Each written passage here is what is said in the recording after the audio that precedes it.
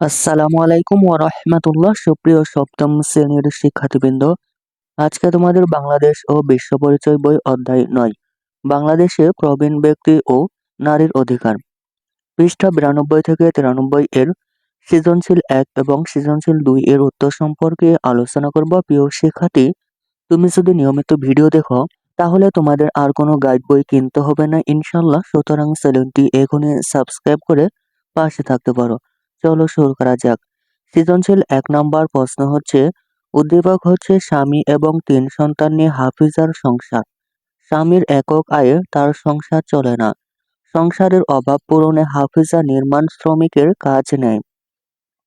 সপ্তাহ শেষে মজুরি গ্রহণের সময় মালিক তাকে দৈনিক ৩০০ টাকা হারে মজুরি দেয়, অথচ একই কাজের জন্য পুরুষ শ্রমিকদের ৪০০ টাকা হারে দৈনিক মজুরি দেয়।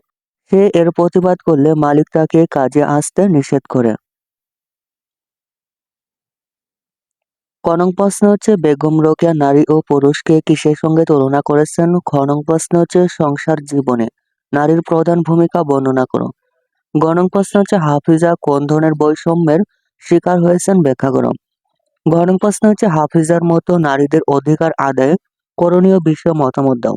প্রিয় শিক্ষার্থী, সৃজনশীল ১ এর উত্তর তোমাদের দেখাচ্ছি, তা তোমরা দেখে নিতে পারো। চলো শুরু করা যাক। সপ্তম শ্রেণীর বাংলাদেশ ও বিশ্ব পরিচয় বই অধ্যায় ৯ বাংলাদেশে প্রবীণ ব্যক্তি ও নারীর অধিকার, পৃষ্ঠা ৯২ থেকে ৯৩। ১ নং সৃজনশীল প্রশ্নের উত্তর।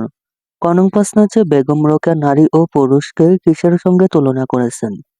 ক নং প্রশ্নের উত্তর হচ্ছে, বেগম রোকেয়া নারী ও পুরুষকে একটি গাড়ির দুটি চাকার সঙ্গে তুলনা করেছেন। খ নং প্রশ্ন হচ্ছে, সংসার জীবনে নারীর প্রধান ভূমিকা বর্ণনা করো। খ নং প্রশ্নের উত্তর হচ্ছে, সংসার জীবনে পুরুষ সদস্যের অনুপস্থিতিতে সংসার পরিচালনার দায়িত্ব নারীদেরই পালন করতে হয়। সন্তানদের লেখাপড়ার ক্ষেত্রে পরিবারের মায়ের ভূমিকাই মুখ্য। অন্যদিকে সন্তান লালন পালনের প্রধান দায়িত্ব মাকেই পালন করতে হয়। মাতৃপ্রধান পরিবারে একজন নারী সংসার পরিচালনার মূল দায়িত্ব গ্রহণ করেন। সে সমাজে শিশুর ভবিষ্যৎ নারীর হাতেই গড়ে ওঠে। ধর্মীয় শিক্ষাও একটি শিশু মায়ের কাছ থেকেই অর্জন করে। গ নং প্রশ্ন হচ্ছে, হাফিজা কোন ধরনের বৈষম্যের শিকার হয়েছেন ব্যাখ্যা করো। গ নং প্রশ্নের উত্তর হচ্ছে, উদ্দীপকের হাফিজা নারী পুরুষ সমান অধিকার সংক্রান্ত বৈষম্যের শিকার হয়েছেন। সংসারের অভাব পূরণে হাফিজা নির্মাণ শ্রমিকের কাজ নেন। সপ্তাহ শেষে মজুরি গ্রহণের সময় দৈনিক ৩০০ টাকা হারে মজুরি দেয়, অথচ একই কাজ পুরুষ শ্রমিকদের দৈনিক মজুরি ৪০০ টাকা হারে প্রদান করা হয়।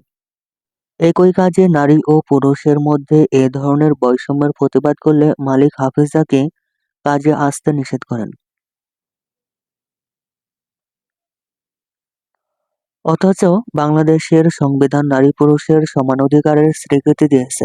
নারীর প্রতি বৈষম্য বিলোপ সংক্রান্ত জাতিসংঘ সনদেও নারীর এই সমানাধিকারের কথা বলা হয়েছে।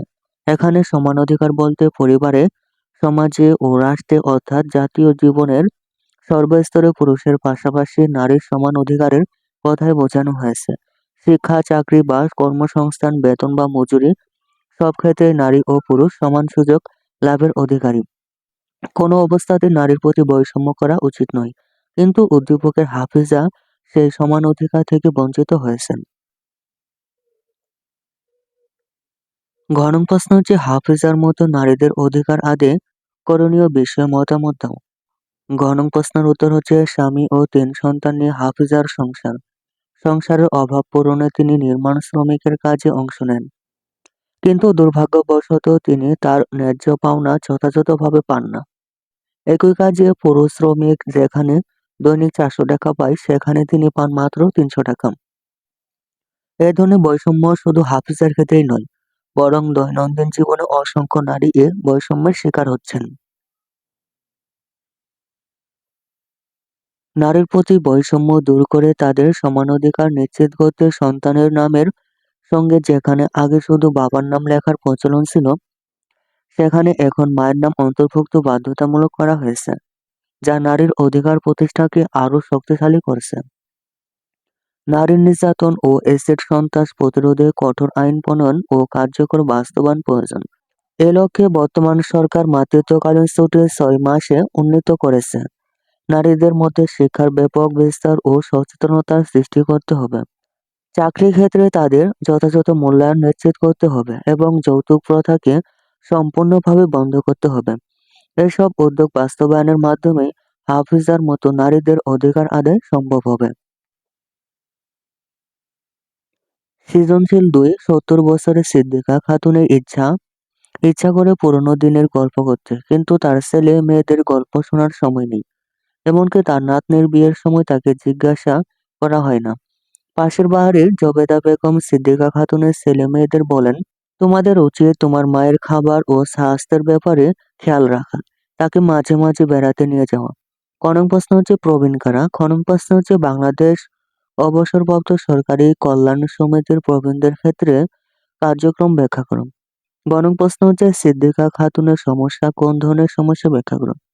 গণং প্রশ্ন হচ্ছে সিদ্দিকা খাতুনের ক্ষেত্রে জবেদা বেগমের পরামর্শ তুমি কি সঠিক বলে মনে করো?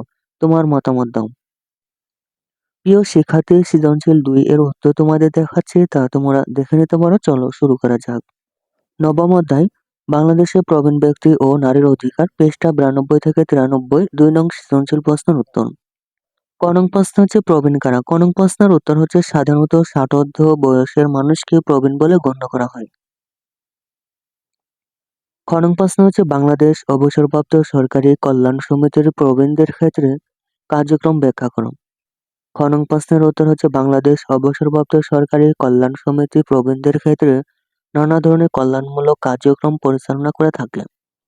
এই সমিতি প্রবীণদের স্বাস্থ্য রক্ষা নিশ্চিত করার পাশাপাশি তাদের পরিবারের সদস্যদের শিক্ষা লাভের জন্য শিক্ষা অনুদান প্রদান করে। আবার প্রবীণ বয়সে তারা যেন আর্থিক সংকটে না পড়েন সেজন্য সহজ শর্তে ঋণও প্রদান করে থাকে।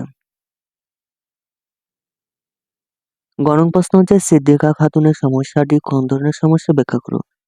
গ নং প্রশ্নের উত্তর হচ্ছে উদ্দীপকের সিদ্দিকা খাতুনের সমস্যাটি প্রবীণদের পারিবারিক সমস্যা। আমাদের দেশে একসময় একান্নবর্তী পরিবার ব্যবস্থা প্রচলিত ছিল, যেখানে পরিবারের জ্যেষ্ঠ ব্যক্তিদের কর্তৃত্ব ও মর্যাদা ছিল। বর্তমান আধুনিক সমাজ ব্যবস্থায় একান্নবর্তী পরিবার ভেঙে একক ও অনুপরিবারের সৃষ্টি হচ্ছে। ফলে এসব ছোট পরিবারে বৃদ্ধ মা-বাবা ও শ্বশুর-শাশুড়ির স্থান অনেক সময় থাকে না। তাদের সঙ্গ দেওয়ার কিংবা গল্পগুজব শোনার মতো কেউ থাকে না। ছেলেমেয়েদের কর্মব্যস্ত জীবনযাপনের কারণে তাদের দেখাশোনা ও সেবা যত্নের অভাব দেখা দেয়। সংসারের যেকোনো গুরুত্বপূর্ণ সিদ্ধান্ত তাদের বাদ দিয়েই নেওয়া হয়। তাছাড়া সাংসারিক বিভিন্ন কাজে তাদের সম্পৃক্ত করা হয়, যা তাদের জন্য কষ্টকর হয়ে ওঠে।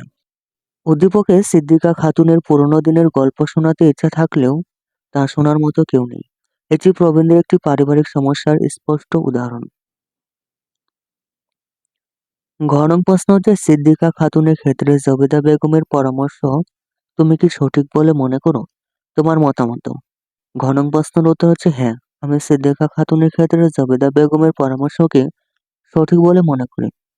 সংসারের কর্মঠ ব্যক্তি সারা জীবন পরিশ্রম করে পরিবারের সদস্যদের ব্যয়ভার বহন করেন। সময়ের পরিক্রমায় সেই কর্মঠ ব্যক্তি একসময় প্রবীণ হয়ে পড়েন। কর্মজীবন থেকে অবসর নেওয়ার পর তারা ধীরে ধীরে ছেলেমেয়েদের উপর নির্ভরশীল হয়ে পড়েন। এই নির্ভরশীলতার কারণে অনেক পরিবার তারা বোঝা হিসেবে জীবনযাপন করেন। তারা নিজেদের সুখ দুঃখের কথা বলার জন্য কাউকে পান না। ছেলেমেয়েদের কর্মব্যস্ততার কারণে তারা যথাযথ সেবা যত্ন থেকেও বঞ্চিত হন। উপার্জন ক্ষমতা হারিয়ে ফেলায় মতামতের ক্ষেত্রেও তাদের গুরুত্ব দেওয়া হয় না। অধ্যাপকের সিদ্দিকা খাতুন এমনই একটি পরিস্থিতির শিকার। তার ছেলেমেয়েরা তার খোঁজ খবর ও দেখাশোনা করে না। তাই পাশের বাড়ির জবেদা বেগম সিদ্দিকা খাতুনের ছেলেমেয়েদের তার খাবার ও স্বাস্থ্যের প্রতি খেয়াল রাখার পরামর্শ দিয়েছেন। পাশাপাশি তার হীনমন্যতা ও অস্বাস্থ্য দূর করার জন্য মাঝে মাঝে তাকে বেড়াতে নিয়ে যাওয়ার কথাও বলেছেন। প্রবীণ বয়সে অসহায়ত্ব ও নিঃসঙ্গতা দূর করার জন্য এ ধরনের পদক্ষেপ নেওয়া প্রতিটি সন্তানের নৈতিক কর্তব্য। কাজেই বলা যায় সিদ্দিকা খাতুনের ক্ষেত্রে জবেদা বেগমের দেওয়া পরামর্শ যৌক্তিক ও বাস্তবসম্মত। প্রিয় শিক্ষার্থী, এই ছিল তোমাদের সপ্তম শ্রেণীর বাংলাদেশ ও বিশ্ব পরিচয় বই অধ্যায় ৯ বাংলাদেশে প্রবীণ ব্যক্তি ও নারীর অধিকার, পৃষ্ঠা ৯২ থেকে ৯৩ এর সৃজনশীল ১ এবং সৃজনশীল ২ এর উত্তর। প্রিয় শিক্ষার্থী, অন্যান্য সকল বইয়ের সবার আগে উত্তর পেতে চ্যানেলটি এখনই সাবস্ক্রাইব করে পাশে থাকতে পারো। ধন্যবাদ।